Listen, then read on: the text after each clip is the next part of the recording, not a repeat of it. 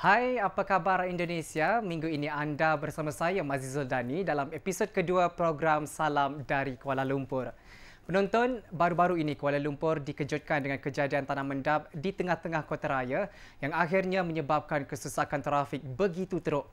Insiden tidak diduga itu turut menjejaskan sistem pengangkutan utama Kuala Lumpur iaitu KL Monorail. Baiklah, umum tahu Indonesia sedang sibuk dengan pemilihan umum Presiden dan Wakil Presiden untuk penggal 2014-2019. Di Malaysia juga kehangatan pemilu 2014 turut dirasai oleh warga Indonesia yang mengundi di kedutaan dan konsulat di Malaysia. Nah, dua berita ini antara rangkuman seminggu dari Kuala Lumpur. Saksikan.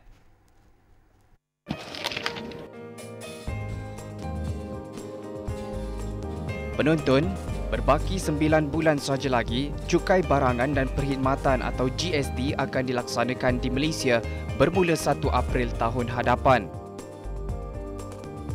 GST adalah satu bentuk cukai yang dikenakan ke atas setiap barang dan perkhidmatan yang dibeli pengguna. Selama ini pengguna dikenakan cukai jualan dan cukai perkhidmatan dengan kadar masing-masing iaitu 6% cukai jualan, 10% cukai perkhidmatan. Lantas dengan cukai GST ini kelak, rakyat Malaysia akan hanya dikenakan satu cukai sahaja. Namun setakat ini masih ramai yang kurang memahami tentang cukai GST tersebut. Dan atas dasar keprihatinan untuk membantu kerajaan memastikan rakyat memahami perlaksanaannya, Pertubuhan Berita Nasional Malaysia atau bernama Dan Tax Advisory and Management Services Sendirian Berhad mengadakan persidangan GST Kebangsaan 2014 pada 10 dan 11 Julai ini. Antara isu dibincangkan ialah persiapan yang perlu diambil syarikat perniagaan bagi melaksanakan GST dan impak GST terhadap sektor seperti hartanah, pelancongan, khidmat profesional dan individu.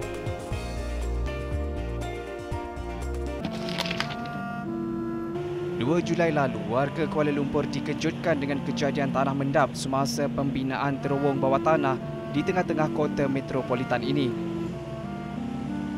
Tanah jerlos itu menyebabkan terbentuknya sebuah lubang sedalam 5 meter di Simpang 4 Jalan Imbi di Bukit Bintang, Kuala Lumpur.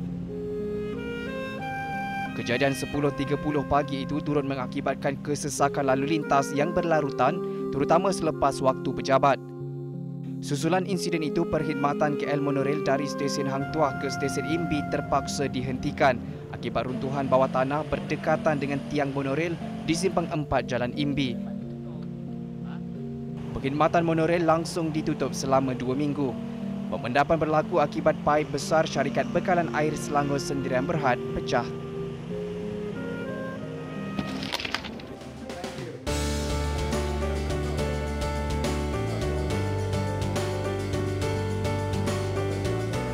Penonton, Malaysia sememangnya menjadi antara destinasi pilihan pelajar antarabangsa untuk menyambung pengajian. Ia terbukti apabila Kuala Lumpur berada pada kedudukan ke-11 dalam senarai negara pilihan pendidikan UNESCO. Justeru itu, Perdana Menteri Malaysia Datuk Seri Najib Tun Razak mahu ranking itu diperbaiki sekaligus menjadikan Malaysia antara hub penting sektor pendidikan dunia. Terbaru, sebuah universiti terkemuka China, Universiti Xiamen, akan membuka cawangan kampusnya di Kuala Lumpur dengan nama Xiamen University Malaysia Campus. Penubuhannya juga sebagai simbolik hubungan diplomatik antara Malaysia-China yang telah menjangkau usia 40 tahun. Ia merupakan kampus luar negara pertama Universiti Xiamen. Kampus yang dibina di atas tanah seluas 60.7 hektar itu dijangka siap pada September 2015 dengan kapasiti maksimum 10,000 pelajar.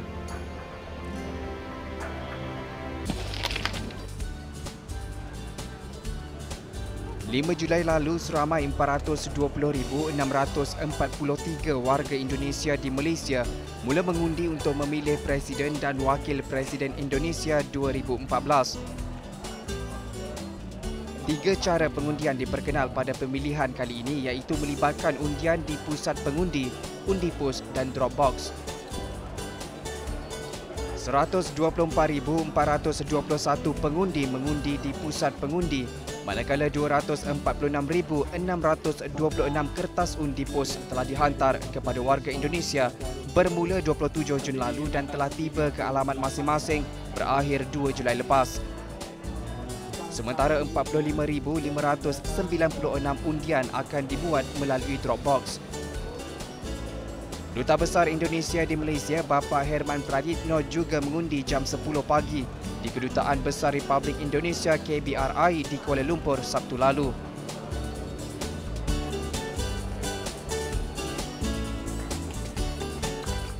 Kesemua kertas undi dikumpul sehingga 9 Julai apabila pemilihan Presiden berlangsung di seluruh Indonesia.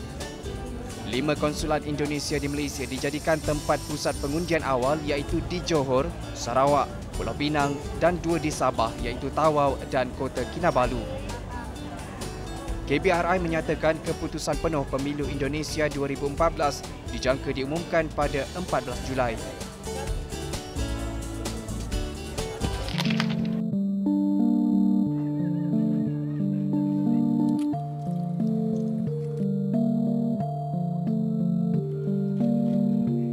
Penonton, 8 Julai lalu genaplah 4 bulan peristiwa hitam buat Malaysia apabila pesawat Malaysia Airlines MH370 yang membawa 239 penumpang serta anak kapal ke Beijing, China hilang daripada imbasan radar pada 8 Mac lepas.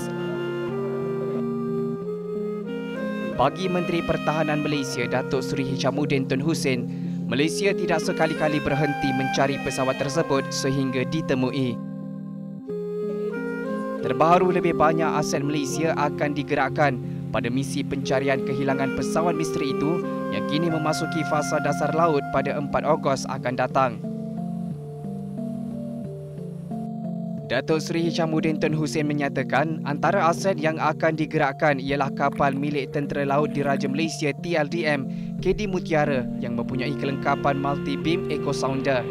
Gerakan mencari membabitkan pelbagai negara bermula di Laut Cina Selatan sebelum diperluas ke Selat Melaka dan akhirnya ke Lautan Hindi selepas data satelit menunjukkan pesawat itu melencong jauh daripada laluan asal dengan isyarat terakhir dikesan di selatan Lautan Hindi.